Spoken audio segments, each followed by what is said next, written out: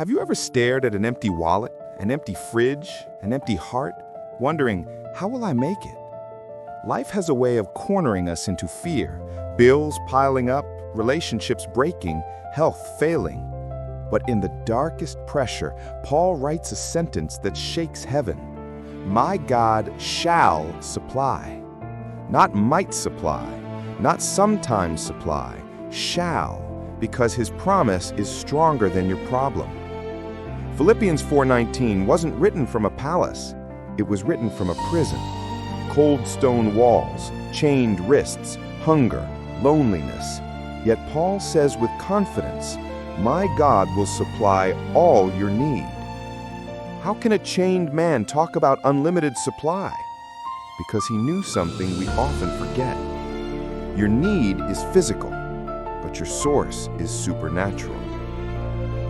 The famine in Israel was brutal.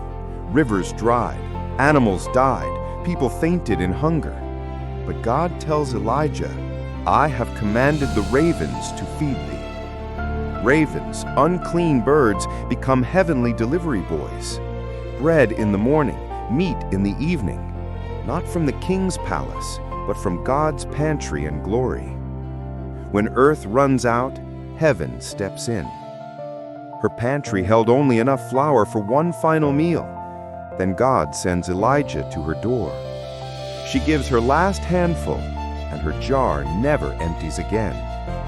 Not because she had enough, but because God is enough. The barrel of meal shall not waste, neither shall the cruse of oil fail. Scarcity bows before God's supply. A boy's lunch, 5 loaves, 2 fish, nowhere near enough. But Jesus lifts it, blesses it, and heaven opens. 5,000 fed, 12 baskets left over. Because God doesn't supply from your resources, He supplies from His riches in glory.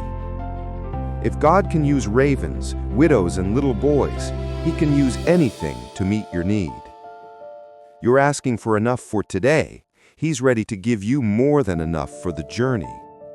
Don't measure God's supply by your shortage. His riches are not in banks.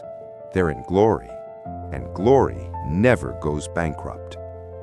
When you trust God as your source, shortage becomes impossible.